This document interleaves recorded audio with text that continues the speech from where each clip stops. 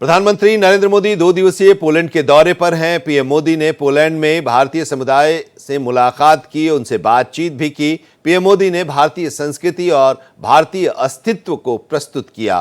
PM Modi ने tweet कर लिखा, भारत लोकतंत्र की जननी तो है ही, इसके साथ ही एक सहभागी और जीवंत लोकतंत्र भी है। हमारे पूर्वजों ने हमें वसुधैव कुटुंबकम का मंत्र दिया है। हमने पूरी दुनिया को एक ही परिवार माना है।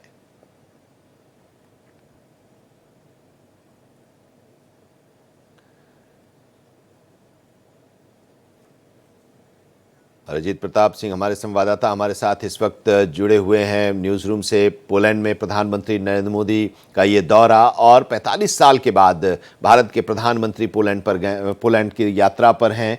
मोरारजी देसाई 1979 में गए थे जब वो देश के प्रधानमंत्री थे और उसके बाद फिर नरेंद्र मोदी वहां पर पहुंचे हुए हैं। भव्य स्वागत हुआ है। आज का दिन काफी अहम है।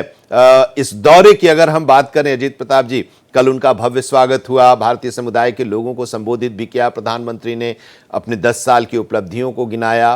दुनिया में आज भारत की जो पहचान बनी है, उपस्थिति हुई है, उसके बारे में बताया। आज वहां पर राष्ट्रपति से मिलेंगे, प्रधानमंत्री के साथ द्विपक्षीय वार्ता भी होनी है।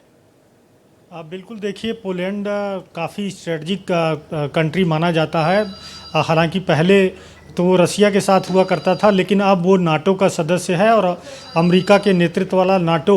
जब रूस और यूक्रेन में युद्ध शुरू हुआ तो ऐसा अंदेशा जताया गया कि शायद नाटो की सेनाएं पोलैंड से रूस पर हमला करेंगी। हालांकि ये नहीं हुआ और पिछले 2.5 साल से जो युद्ध चल रहा है उसमें ऐसा लगा कि शायद पोलैंड की भी कुछ भूमिका होगी, लेकिन ऐसी भूमिका दिखाई नहीं दी। जहाँ तक इंडिया की बात है तो यूक्रेन में जब युद्ध शुरू हुआ तो पोलैंड के जरिए ही भारतीय छात्रों को वापस नई दिल्ली या देश में ले आया गया था। और इसके बाद अब 45 साल के बाद प्रधानमंत्री नरेंद्र मोदी यानी कोई भी प्रधानमंत्री वहाँ पर यात्रा कर रहा है। सबसे अहम बात ये कि पोलैंड की जो स्थिति है उसको लेकर, क्योंकि हाल के दिनों में, पिछले 15 दिनों में रूस यूक्रेन युद्ध में ऐसा लगा कि यूक्रेन भारी पड़ रहा है और रूस के टेरिटरी के अंदर घुसकर रूस को काफ़ी नुकसान पहुंचा है। और ये भी अंदेशा जताया जा रहा है कि शायद प्रधानमंत्री मोदी वहां पर बातचीत के द्वारा युद्ध को ख़त्म करने की कोशिश करेंगे, वहाँ पर युद्ध को रोकने की कोशिश करेंगे। और इसी सिलसिले में आज जब वो अपनी पूरी कार्यक्रम ख़त्म करेंगे, राष्ट्रपति आंद्रेज डूडा से द्विपक्षीय वार्ता है, उसके बाद डोनाल्ड टस्क प्रधानमंत्री पोलैंड के, उनके साथ द्विपक्षीय वार्ता है और बिजनेस लीडर्स के साथ मुलाकात करेंगे। शाम को सोशल मीडिया इन्फ्लुएंसर के साथ उनका एक सेशन है और रात में वो ट्रेन के द्वारा, एक विशेष ट्रेन के द्वारा पोलैंड से यूक्रेन जाएंगे, जहां पर कल उनकी मुलाकात यूक्रेन के जो राष्ट्रपति हैं उनसे होगी। तो कुल मिलाकर रूस और यूक्रेन युद्ध के चलते खास करके यूरोप में जो स्थिति बनी है वो कतई यूरोप के लोगों के लिए तो बहुत ही चिंताजनक मानी जाएगी, क्योंकि जिस तरह से कई कंट्रीज़ में भय है कि शायद रूस और भी देशों पर आक्रमण कर सकता है। और यही वजह है कि दुनिया के कई देश भारत से पहले भी अपील करते रहे कि चूँकि प्रधानमंत्री नरेंद्र मोदी का और इंडिया का रूस के साथ बहुत अच्छा रिश्ता रहा है पिछले कई दशकों से, इसलिए इंडिया पहल करे कि रूस और यूक्रेन का जो युद्ध है ये ख़त्म हो। इसी सिलसिले में भारत पहले भी करता रहा है कि इसका समाधान युद्ध के द्वारा नहीं है बल्कि शांति के द्वारा ही दोनों देशों के बीच में सामान्य स्थिति बन सकती है। और इसीलिए प्रधानमंत्री ने कोशिश की है और हम देख सकते हैं कि आज दिन भर पोलैंड में कार्यक्रम है। उसके बाद फिर प्रधानमंत्री विशेष ट्रेन के द्वारा यूक्रेन जाएंगे, कीव यूक्रेन की राजधानी, जहां पर कल बहुत अहम मुलाकात होगी आनंद यूक्रेन के राष्ट्रपति से।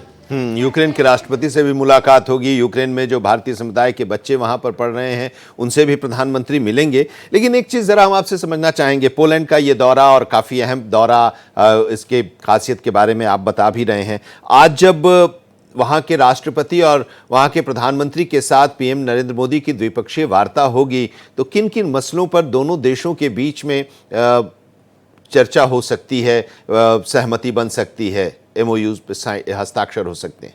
बिल्कुल आनंद, देखिए भारत की हमेशा से कोशिश रही है कि चूंकि अभी दुनिया की 5वीं अर्थव्यवस्था है और दुनिया में सबसे तेज़ी से ग्रोथ करने वाली अर्थव्यवस्था है, और रेटिंग एजेंसियों ने, खासकर जो इकोनॉमिक रेटिंग एजेंसीज़ हैं, उन्होंने अनुमान जताया है कि अगले कुछ सालों के भीतर भारत $5 ट्रिलियन की इकानमी बन सकता है। उसमें ऐसी पोटेंशियल है, ऐसी क्षमता है, और इसी सिलसिले में ग्रोथ के लिए भारत के प्रधानमंत्री और भी भारत के चाहे वो विदेश मंत्री हों, ये लोग पूरी दुनिया में लोग ट्रैवल करते हैं और द्विपक्षीय वार्ता के जरिए निवेश आकर्षित करने की कोशिश करते हैं। इसके अलावा भारत से क्या निर्यात हो सकता है, क्योंकि आप देखिए पिछले कुछ सालों में इंडिया का जो निर्यात है वो काफ़ी तेज़ी से बढ़ रहा है, और वैसे भी पूरी दुनिया आप देखती है भारत को एक इंजन के रूप में, कि भारत एक इंजन के रूप में पूरी दुनिया की इकोनॉमी को आगे बढ़ाएगा,